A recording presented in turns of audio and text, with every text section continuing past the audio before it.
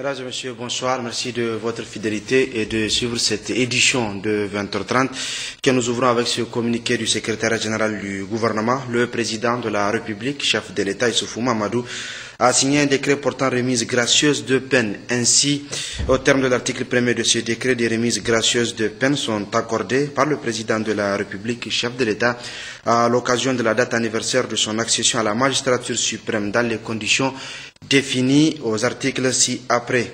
Article 2. Tout individu qui, depuis la date de signature du décret numéro 2014-250/PRN/MJ du 8 avril 2014 a été condamné à la peine de mort par décision judiciaire devenue définitive, verra sa peine commuée à l'emprisonnement à vie.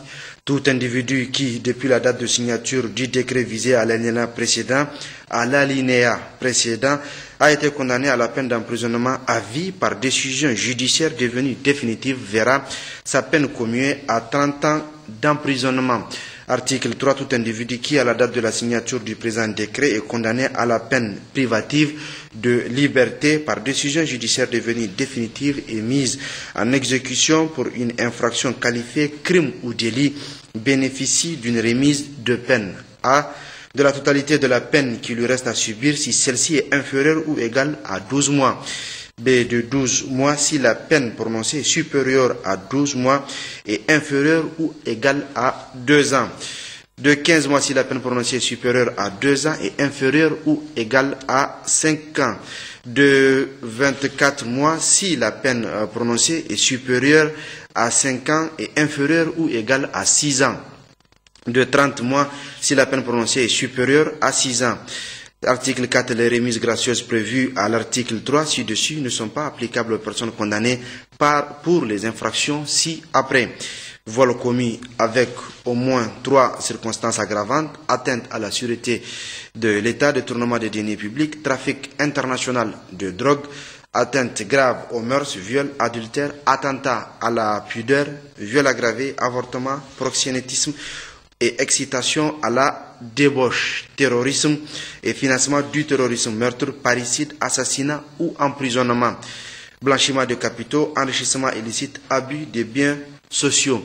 Les remises ne sont pas non plus applicables aux récidivistes, quelle que soit la peine. Article 5.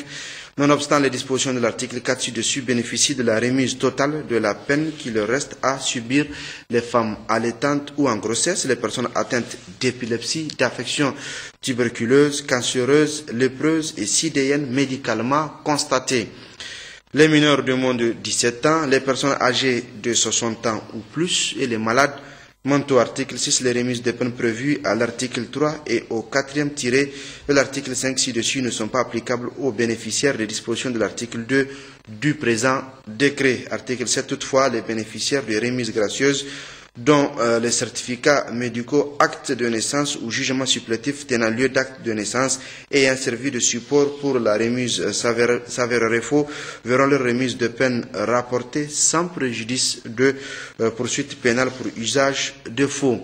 Les responsables de faux actes seront poursuivis en justice conformément à la loi. Article 8. Les procureurs de la République et les présidents des tribunaux d'instance sont chargés, chacun en ce qui le concerne, de procéder à des vérifications rigoureuses des listes des bénéficiaires avant toute mise en liberté. Article 9. Le ministre de la Justice, garde des Sceaux, porte-parole du gouvernement, est chargé de l'application du présent décret qui sera publié au journal officiel de la République du Niger, signé par le secrétaire général du gouvernement. Suite de ce journal, poursuite des travaux de la première session ordinaire de l'Assemblée nationale. Ce matin, en séance plénière, les parlementaires ont examiné et adopté le projet de compte rendu sommaire de la plénière du jeudi 16 et samedi 18 avril 2015.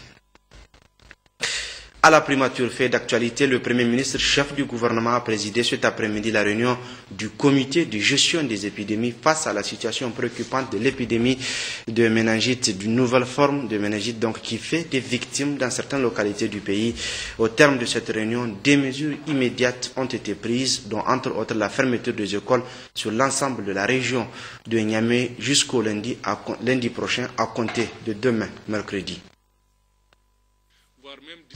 Il s'agit au cours de cette réunion d'échange qui a regroupé le comité de gestion des épidémies, les spécialistes de la santé, l'OMS, l'UNICEF, les ONG et autres organismes spécialisés dans le domaine de la santé, réunion présidée par le Premier ministre de faire le point de la situation de l'épidémie de la méningite au Niger qui depuis le 19 avril, 908 cas ont été enregistrés avec 85 décès.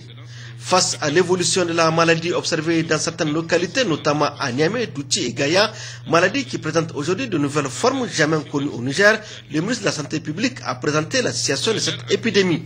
La recrudescence des cas de méningite est due principalement aux souches W et C et la forme à pneumocoque. À la date du 19 avril 2015, un total de 908 cas ont été enregistrés, dont 85 décès, soit une létalité de 9,36%. Les districts de Niamey ainsi que ceux de Tchibri, Douchi et Junju à Gaïa, ont franchi les seuils épidémiques. Certains dès le 22 mars 2015 et ceux de Niamey à partir du 12 avril 2015. Au niveau de l'évolution du nombre de cas à Niamey, il est à craindre que les districts 4 et 5 soient également en situation d'épidémie. La répartition des cas par tranche d'âge est la suivante. On a moins d'un an, 4%, de 1 an à 4 ans, 21%, de 5 ans à 14 ans, 48%, plus de 15 ans, 27%. Ainsi, plus de 70% des cas concernent donc la tranche de 2 à 15 ans. Face à cette situation préoccupante, les partenaires ont formulé des propositions de contribution. Le ministère en charge de la Santé a pris des mesures urgentes dont la commande de vaccins appropriés pour faire face à cette maladie, dont l'arrivage du vaccin est prévu pour le jeudi prochain de l'après-midi. À l'heure actuelle, nos stocks, au niveau de la direction de la surveillance et de la riposte des épidémies, nous n'avons pas de vaccins. À l'ONPPC, nous avons 12 000 doses en stock pour les pèlerins, 12 000 doses au niveau de l'ONPPC. Les médicaments pour le traitement, les ceftriaxone, il y a 464 flacons de 1 gramme. 250 000 flacons de 1 gramme, toujours de ceftriaxone, en attente de contre-expertise au LASPEX pour le compte de l'ONPPC. Certains partenaires appuient les centres de prise en charge en médicaments et consommables. Maintenant, pour les commandes en cours, nous avons, au niveau de la direction de la surveillance et de la riposte aux épidémies, 179 446 doses de trivalent, doses de trivalent qui sont commandées. Et l'arrivée de ces doses est prévue pour jeudi à 15h30, Inch'Allah. Le jeudi prochain, donc après-demain. La centrale pharmaceutique privée, Ibifarm, a commandé 5 000 doses. La pharmacie privée Asselam, 1 000 doses. MSF France, 39 970 doses. Voilà pour ce qui est des vaccins commandés. Les médicaments, les ceftriaxone, 18 500 doses commandées par le ministère de la Santé publique. Maintenant, pour ce qui est des besoins en vaccins et médicaments, en période d'épidémie de méningite, il est difficile de vacciner toute la population à risque du fait des problèmes de disponibilité de la quantité nécessaire de vaccins. C'est pourquoi il est conseillé, sur la base de l'analyse épidémiologique, de vacciner là où les tranches d'âge plus touchées en nombre de cas et de décès, donc celles qui sont touchées à l'analyse que j'avais citée précédemment. Ainsi, pour le Niger, il a été retenu la population cible vaccinale la plus à risque, c'est-à-dire 2 à 15 ans, soit 962 046 habitants. 962 046 habitants à vacciner. D'où l'estimation des besoins en vaccins qui est de 1 174 659 doses. 1 174 659 doses. Ça, en plus de la population que j'ai citée tantôt, Excellence, on a tenu compte des pertes et du stock des réserves. Pour les médicaments, il nous faut 100 000 flacons de 1 gramme de ceftriaxone pour la prise en charge des cas à Niamey, Gaïa et Tchibri. Voilà, Excellence, les difficultés maintenant rencontrées et les contraintes. C'est l'insuffisance des vaccins sur toute l'étendue du territoire national qui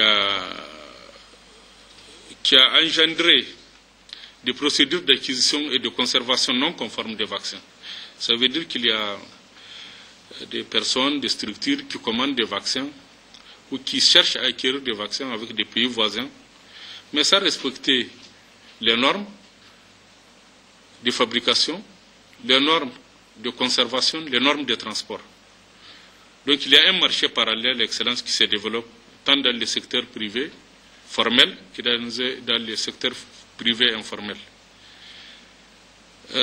Ainsi, on assiste à des vaccinations auprès de certaines populations avec des vaccins qui ne répondent pas à la souche incriminée, la W135 et la C. Certains utilisent les vaccins contre la souche A qui est déjà éliminée. Donc voilà un peu aussi des problèmes à ce niveau-là. Le groupe international de coordination pour l'approvisionnement en vaccins anti-méningocoque, ICG, reste l'organe mondial chargé d'approvisionner les pays qui entrent en épidémie. Ce groupe est composé de l'OMS, de l'UNICEF, de la Fédération internationale de la Croix-Rouge et du Croissant-Rouge et de MSF. C'est eux qui font des stocks en vaccins. Et pour cette souche-là, les souches incriminées-là, à l'heure actuelle, il n'existe que 100 000 doses pour toute commande, pour l'ensemble des pays à l'échelle mondiale. On a une réserve de 100 000 doses. Ceci après que le Niger ait commandé 179 000 et les 40 000 que j'ai annoncés de MSF. Donc, la disponibilité actuelle à l'échelle mondiale, je crois que c'est un laboratoire Kibin qui en dispose. Et le Niger on vient de remplir la fiche pour commander ces dernières doses qui restent là, les 100 000. Au terme de ces échanges fructueux, le Premier ministre chef du gouvernement a présenté les mesures et dispositions urgentes à prendre dans les médias pour faire face à cette crise, dont entre autres la fermeture des établissements scolaires à compter de demain jusqu'au lundi prochain. Et pour les besoins de ces localités, nous avons un besoin immédiat de près de 1 200 000 doses. Alors pour ce besoin, nous pourrons disposer d'ici jeudi prochain d'à peu près la moitié, 50% des vaccins. Et pour la tranche de 50% suivant, nous lançons un appel à tous nos partenaires. Le gouvernement prendra également des dispositions pour compléter ce besoin de 600 000 doses environ. Donc nous prenons cette résolution de compléter ce stock de doses de vaccins dont nous avons impérativement besoin. Alors, quelles mesures prendre face à cette situation aiguë? La première mesure, nous venons de le dire, ce sont les vaccins, c'est la vaccination. Il se trouve que, comme les spécialistes l'ont expliqué, il y a un problème de disponibilité de vaccins dans le monde entier, puisque nous avons à faire face à une forme qui n'est pas ordinaire, et donc les fabricants n'ont pas de stock à cet effet. Mais nous espérons qu'ils entendront l'appel des pays qui sont en crise et la production ne se fera pas attendre. Mais pour ce faire, ici au Niger, nous avons décidé de déployer un stock que nous avons au niveau de l'ONPPC pour reprendre les vaccinations dans certains quartiers nécessiteux, déclarés très nécessiteux. Nous devons multiplier et accélérer les commandes des vaccins en liaison avec nos partenaires et nous allons prendre toutes les mesures de facilitation dans l'acheminement de ces vaccins sur notre pays. Les mesures de prise en charge également sont en cours. Je pense que de ce point de vue, il n'y a pas d'inquiétude puisque nous disposons d'un stock de sécurité en médicaments qui permet de traiter les cas qui ont été observés dans les différentes localités. Mais même là, nous sommes confrontés à des problèmes de capacité d'hébergement, d'accueil de ces malades. Et là, des dispositions sont en train d'être prises pour accroître, pour renforcer les capacités d'accueil des établissements chargés de recevoir les cas qui sont en traitement. Alors, il reste la prévention, peut-être la plus importante.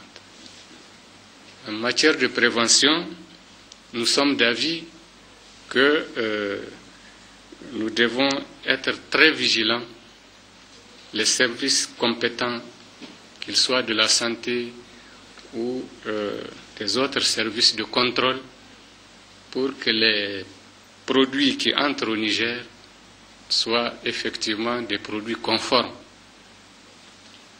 aux normes établies. Donc il faudrait nécessairement qu'il y ait une rigueur dans l'entrée de ces produits dans notre pays parce qu'il a été constaté, et là les populations doivent faire extrêmement attention, il a été constaté l'utilisation de produits non conformes et qui ne servent à rien. Donc, le deuxième comportement à adopter en pareille circonstance, c'est vraiment de signaler tout cas suspect et de les déférer devant les formations sanitaires qui vont le prendre en charge. Donc nous demandons aux populations effectivement de rester vigilants pour que tous les cas soient signalés aux formations sanitaires. Nous avons également ici à Niamey, compte tenu de l'acuité de cette épidémie, décidé de fermer les établissements d'enseignement, tous les degrés d'enseignement, jusqu'à lundi. À partir de demain, nous demandons à tous les établissements publics et privés d'enseignement de suspendre les cours et de laisser les enfants rentrer dans leur famille, rester dans leur quartier et dans leur famille. C'est une mesure de précaution pour que ces élèves puissent bénéficier à l'arrivée des vaccins, donc des vaccinations pour ceux qui sont dans les cas, dans les quartiers où la maladie a été déclarée. Il y a également la nécessité de sensibiliser, d'informer, de communiquer en permanence. Nous demandons à tous les spécialistes et tous les professionnels de la santé de communiquer sur cette épidémie afin d'aider la population à se prémunir, à se protéger contre cette terrible maladie. D'autres pays, à savoir le Nigeria, le Ghana et la Guinée, sont également touchés par cette nouvelle forme de méningite.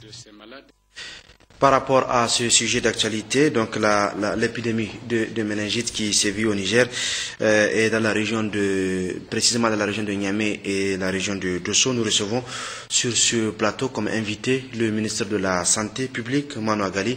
Monsieur le ministre, bonsoir. Bonsoir. Nous avons suivi cet élément du Premier ministre avec vous et que la décision qui a été prise, la décision à retenir, c'est la fermeture des établissements scolaires à Niamey, au niveau de la région de Niamey, pour cause d'épidémie. Est-ce que c'est une mesure préventive ou c'est la gravité de la situation qui a poussé le gouvernement à prendre cette décision? Merci pour cette mesure que vient de prendre le gouvernement. Il s'agit d'une mesure préventive. Préventive parce que cette forme de méningite existait, mais n'a jamais été en épidémie. Je veux dire qu'on n'a pas connu d'épidémie de cette forme de méningite. En effet, notre pays a connu beaucoup d'épidémies de méningite. C'est surtout à l'époque la forme A. Il y a différentes souches, en fait. Il y a la souche A, la souche C, la souche W, la souche Y, jusqu'à 6 souches et même au-delà. Mais celles qui ont causé des épidémies, à l'époque, c'était la souche A. Et le Niger, avec l'appui des partenaires, a mené des campagnes de vaccination qui ont fait en sorte que la souche A disparu. Et maintenant, il y a l'apparition d'une nouvelle souche qui est épidémique, c'est la souche W et la souche C. Donc au niveau de Niamey, il y a vraiment le district 2 qui est en épidémie. Ça a commencé par là-bas. Et puis, nous avons vu l'évolution des cas qui fait en sorte qu'il nous faut agir en termes de vaccination, en termes de traitement, de prise en charge des malades. C'est pourquoi au niveau de la région de Niamey, qui est en épidémie, au niveau du district 1 et 2, et 3 même, les districts 4 et 5 sont en alerte. Il y a aussi la région de Dosso, les districts sanitaires de Tibiri et de Junju. Il n'y a pas que ces deux régions qui sont touchées au Niger, mais ce sont ces régions qui comportent des districts en épidémie. L'épidémie suppose qu'il y a 10 cas au moins pour 100 000 habitants. Le seuil d'alerte est de 3 cas pour 100 000 habitants. Donc aujourd'hui, si le gouvernement décide de fermer les établissements scolaires, c'est pour permettre d'abord de prévenir et de préparer aussi une riposte. Nous allons organiser des vaccinations. Et on va commencer au niveau des écoles primaires. Nous allons évoquer le cas des vaccins que vous avez commandé. Monsieur le ministre, on parle de cette forme, vous avez parlé de la forme C, de la forme W, je crois que ça doit être la forme W135.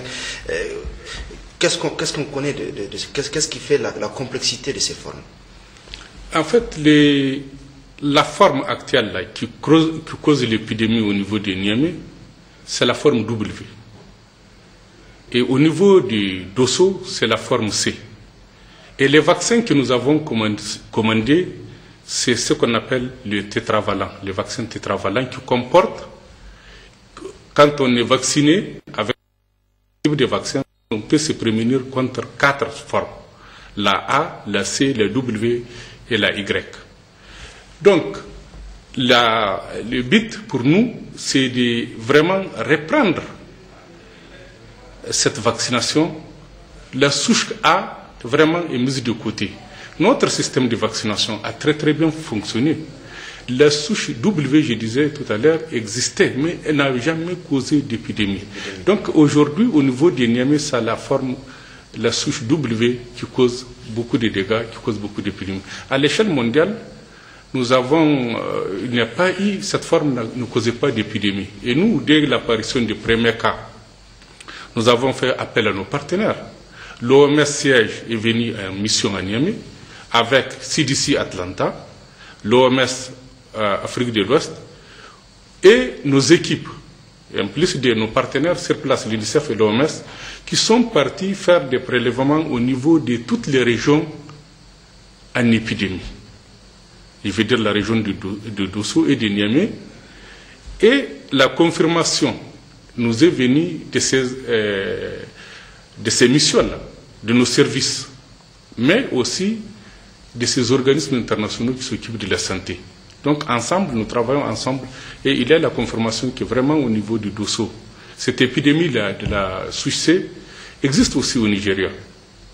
Et au niveau de Niamey, vraiment c'est la souche W qui existe.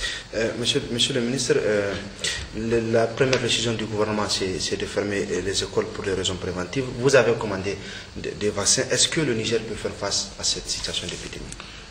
Je l'ai annoncé la semaine dernière. J'ai dit qu'au cours de cette semaine, nous allons commencer la vaccination. Tout à l'heure, autour du Premier ministre, nous avons organisé une réunion d'urgence et nous avons la confirmation de l'arrivée des vaccins jeudi, après-demain, à 15h30. Et nous allons commencer les opérations de vaccination dès vendredi. Et nous allons partir au niveau des écoles primaires, des maternelles. Nous allons commencer au niveau de la région de Niamey. Mais on ne va pas s'arrêter à la région de Niamey. Nous allons aussi vacciner au niveau de la région de Dosso, au niveau du district de Tchibiri et de Jinju. Donc nous allons commencer par la tranche d'âge 2 à 15 ans. Ça suppose au niveau de Niamey une population qui va de 970 046 habitants. À peu près, personne plutôt à vacciner. C'est au niveau de Niamey. Au niveau de la disponibilité des vaccins qui vont arriver jeudi après-midi, nous aurons 606 416 doses. Et nous pouvons, vendredi, on va faire un calendrier de vaccination au niveau des écoles. Même si nous allons donc lancer un appel aux différents ministères qui sont en charge de l'éducation, surtout le ministère des enseignements primaires, pour que les enseignants soient vraiment à leur lieu de travail le vendredi pour la vaccination. Et nous allons essayer de faire une vaccination au niveau de façon simultanée, je veux dire au niveau de l'ensemble de ces écoles-là. On se prépare à ça déjà au niveau du ministère de la Santé publique et on va finaliser toutes les programmations demain avec les ministères concernés.